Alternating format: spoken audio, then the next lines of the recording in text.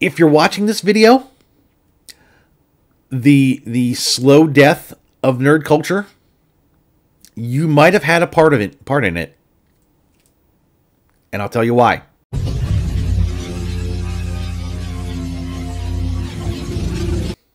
Nerd culture used to be something fun. And while it was looked down upon by a lot of people, because, again, the nerdy aspect of it, if you were in that sphere, if you were a nerd, like I am and was, you found great enjoyment in that. I can remember playing Dungeons and Dragons as a kid. I loved it. It was fun. It was fun to play the game and pretend you were someone else in a whole nother world, doing fantastical things, living vicariously through your character. It was fun. The TV shows, the movies, the books, the comic books, everything that centered around what nerds liked, the science fiction, fantasy aspect, the cyberpunk stuff, all the nerd stuff. It was fun. We enjoyed it. We found a harbor on this little island that we could escape to from the outside world that was just mocking people. It was fun. And then a little while back, nerd culture became popular. It became in vogue. It was one of those things where the normies started looking at it and they started trying to be a part of it, even though they didn't know anything about it. They were miles away from what it really was. They wanted to be a part of it, and nerds were, nerds and geeks and people as such were very accommodating. They're like, yes, please come enjoy our stuff. We've been enjoying it for a long time. We want you to enjoy it as well. That was the first mistake. If we had better gatekeepers, we would not be in the situation we are now. We would not be talking about culture wars and woke comic book writers and artists and go woke, go broke. We wouldn't be talking about any of this right now because we wouldn't have let the normies in. Nerd culture has been hijacked. It's been hijacked by the far left because they saw a chance to come in and bring all their activist platforms, all their socially justice ideological stuff, all that nonsense. They saw a way that they could make it mainstream. They wanted to come in through nerddom. They figured it would be the easiest way. Nerddom is the southern border of culture. We just let everybody in. Don't even check to see if they have an ID. Just come on in. So they came in, and at first they didn't really. They got along. They played well with others. They added a little bit of their own flavor to it, and for the most part, nerds overlooked it. We over as a group, it was overlooked. Okay, it's not that bad. We don't need to worry about that. And then it became more. They wanted more. You give them an inch, they'll take everything. To the point where now, Dungeons and Dragons. Loved playing as a kid. Now you can't even say certain words like ogre or slave or crazy. They've taken whole races out of Dungeons and Dragons because it might offend somebody. It has gone backwards. It is no longer fun. Now it's, I need to be a political major. I need to have some sort of degree in politics now, just so I can play a game of Dungeons and Dragons. Star Trek. I'm going to bring Star Trek up now because a lot of people will say Star Trek was always political. And while Star Trek, the original series, did have a very political bend to it, at no point did it ever force you to take a side. It presented an argument. It presented a situation, showed it to you through the lens of Star Trek, using the Federation and alien planets to represent what was going on here in America. And while it showed certain sides, you know, in a less favorable light than others, because they still had a bend, they still wanted you to think a certain way, it wasn't as overt as it is today. Today, if you don't think the way they think, well, then you're an istophobe, and they want to cancel you, or they want to make sure that you can't be a part of the nerd culture that they came in and took over. Now it's theirs, and true nerds who just want to have fun, who just want to escape into a reality that's not this one, if you don't, you know, bow to their leanings, get out. Go away. We don't want you. That's why I say we've been hijacked. We've been hijacked, and if you're watching this video, the slow death of nerd culture, you might have had a part in it, and I'll tell you why. Because you've allowed yourself to be lulled into a slow boil. People who eat frog legs or frogs. Frog legs.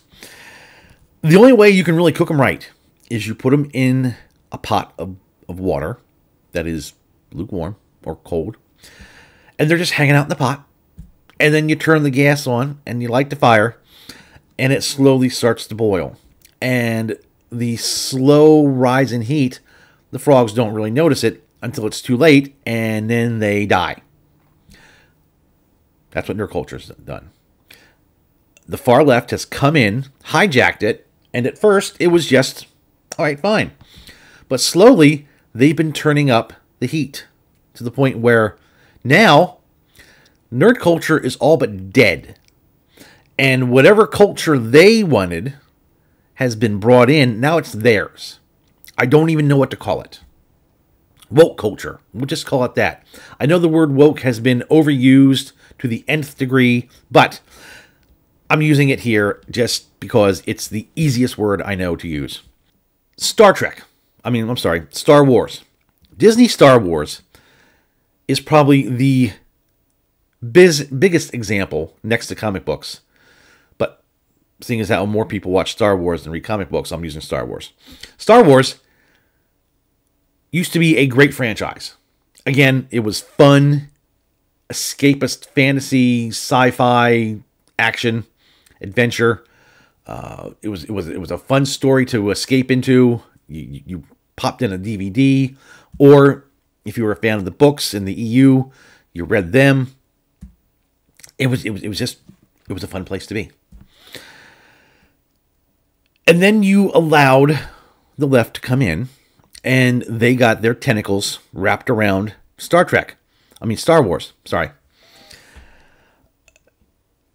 And then the nerds in the nerd culture saw this, and they railed against it. They defended real Star Wars against whatever was coming out from the new Disney Star Wars regime, just making it a complete farce, a complete disaster. It was god awful. Yet, after a while, some of those detractors stopped fighting, and they rolled over. And other shows that Disney Star Wars brought out, all of a sudden, they were great. Talk about Andor. Andor is just as bad as every other Star Wars Disney project. It is terrible. But for whatever reason, you have these once great defenders of Star Trek rolling over, showing their belly and going, you know what? I'm sorry. We give up. Just Star Wars is great. We love Star Wars. Disney Star Wars, awesome. Yet, they'll defend Andor and in the same breath trash everything else when it's all coming from the same place. That's like poisoning food and then hoping to dig around it and find that one good piece and eat it. It's still poison. It's still bad. But for some reason, you want to like it. I don't know why. Maybe you're tired. Maybe you have grown weary of the fight, and now you're just rolling over, and you're looking for just one sliver of happiness. You're looking at a complete nightmare scenario, but you see this one tiny crack of light, and you're just focusing on that, and because of that, you think everything is sunshine and rainbows. It's not. It's bad. And we're allowing this to happen. The more we allow this to happen, the more we allow them to continue to come in, take over, and the more you just lay it down and try to find the good in the infinite sea of bad, they're going to win. And eventually, this once great culture is going to die. It's dying a very slow death right now. And you're allowing it to happen. And that makes me sick. I just made a video about Doctor Who and how the current showrunner, Russell T Davies, I said he hates Doctor Who and he hates the fans. And I got all kinds of hate for that. I don't care. In 2005, when he showed up and reinvigorated Doctor Who, it was wonderful. Yes, he did add some bits of the far left culture, but like, I was willing to overlook them because I just wanted Doctor Who. And then it rolled on until the BBC started laying down hard, fast box-checking rules. We no longer want a good story. We want to see X, Y, and Z on screen. Good story be damned. You could have the absolute worst story in the entire world on screen as long as we can see X, Y, and Z. And everybody said fine, and they rolled over. Nobody stood up and said, you know what? I don't think that's right. I think I should be able to tell a good story and use whatever actors I want, use whatever production people I want to tell this good story. No, they were told you must use this group of people in the acting, in the production, in the food catering services, or else you can't get your show on TV, or else we won't show your movie at an awards ceremony. And they rolled over. The Whittaker-Chibnall era of Doctor Who was just terrible because they checked as many boxes as they could. They added boxes. They created new boxes to check just so they could make it the absolute worst thing on television. And then once this era ended and Russell T Davies was announced to come back, there were some people who thought this is going to be a great idea. He will bring sanity back to Doctor Who. Unfortunately, Russell T Davies, in the time since he left Doctor Who and now, has become an even more vocal activist.